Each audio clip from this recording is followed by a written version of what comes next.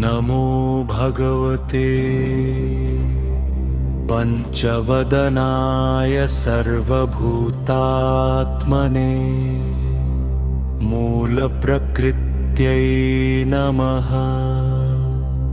मारुतिलक्ष्मणप्राणदाता दशग्रीवदर्पः दशवदनाय नमः। वामे करालवदनं गजमुखं च दक्षिणे पश्चिमे अश्ववदनं नारसिंहमुत्तरे। ऊर्ध्वे हनुमान् पञ्चास्यं भजे पातालभैरवश्चैव रक्षतु दक्षिणे सदा। रक्षतु नरसिंहश्च पश्चिमे च महाबलः। पूर्वे रक्षतु वाराः अग्निदिशि गरुडध्वजः। ऊर्ध्वं हनुमत पातु पातु महाबलः। सर्वतः पातु मां देवो पञ्चवक्त्रो महाबलः। हनुमान् रामभक्तश्च लक्ष्मणप्राणदाता। शत्रुन् संहर मे नित्यं व्याधिन्नाशय सर्वदा। आपदन्नाशनं चैव कुरु देव नमोऽस्तु ते।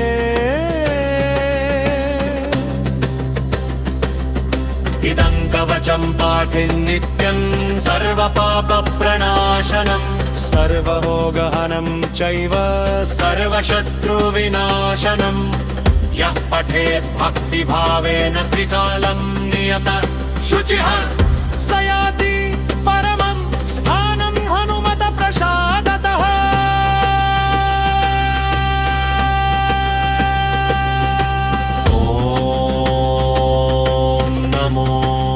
भगवते पंचवदनाय सर्वभूतात्मने मूलप्रकृत्यै नमः। मारुतिलक्ष्मणप्राणदाता दशग्रीवदर्पः दशवदनाय नमः। वामे करालवदनं गजमुखं च दक्षिणे पश्चिमे अश्ववदनं नारसिंहमुत्तरे। ऊर्ध्वे हनुमान् पञ्चास्यं भजे पातालभैरवश्चैव रक्षतु दक्षिणे सदा। रक्षतु नरसिंहश्च पश्चिमे च महाबलः। पूर्वे रक्षतु वाराः अग्निदिशि गरुडध्वजः। हनुमत पातु महाबलः। सर्वतः पातु मां देवो पञ्चवक्त्रो महाबलः। हनुमान्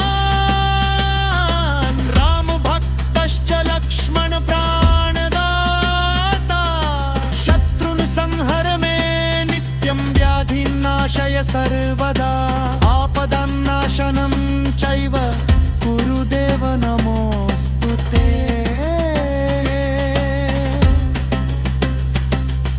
इदं कवचं पाठिन्नित्यं सर्वपापप्रणाशनं।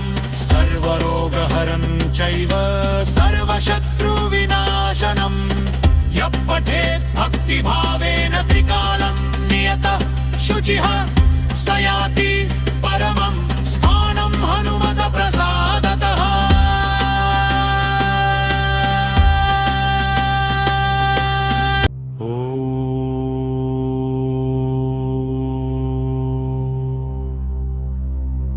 नमो भगवते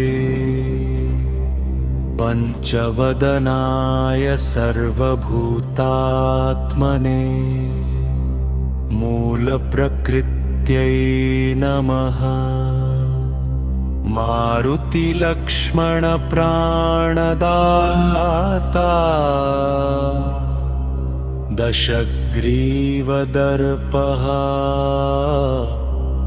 दशवदनाय नमः वामे करालवदनं गजमुखं च दक्षिणे पश्चिमे अश्ववदनं नारसिंहमुत्तरे ऊर्ध्वे हनुमान् पञ्चास्यं भजे पातालभैरवश्चैव रक्षतु दक्षिणे सदा रक्षतु नरसिंहश्च पश्चिमे च महाबलः पूर्वे रक्षतु वाराः अग्निदिशि गरुडध्वजः ऊर्ध्वं हनुमत पातु पातु महाबलः सर्वतः पातु मां देवो पञ्चवक्त्रो महाबलः हनुमान् रामभक्तश्च लक्ष्मणप्राणदाता शत्रुन् संहर मे नित्यं व्याधिन्नाशय सर्वदा आपदन्नाशनं चैव कुरु देव नमोऽस्तु ते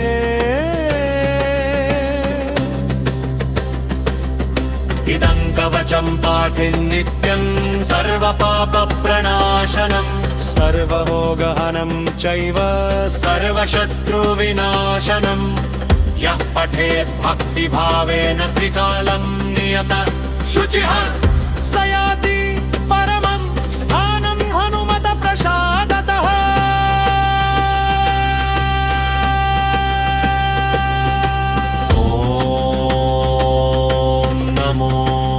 भगवते पञ्चवदनाय सर्वभूतात्मने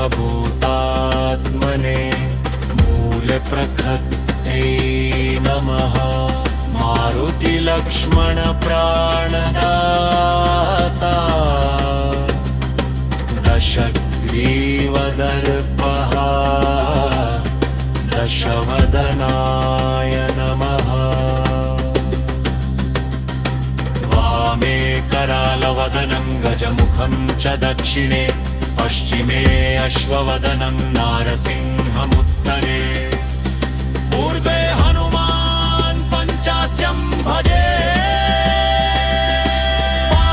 पातालभैरवश्चैव रक्षतु दक्षिणे सदा रक्षतु नरसिंहश्च पश्चिमे च महाबलः पूर्वे रक्षतु वाराः अग्निदिशि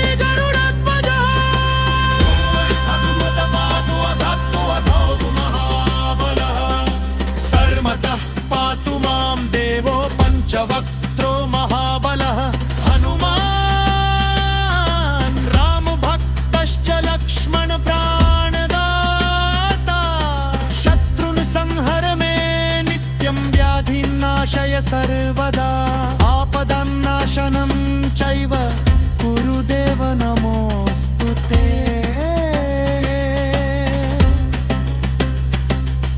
इदं कवचं पाठिन्नित्यं सर्वपापप्रणाशनं सर्वरोगहरं चैव सर्वशत्रुविनाशनं यः पठेत् भक्तिभावेन त्रिकालं नियतः शुचिः स याति परमं स्थानं हनुमत प्रसादतः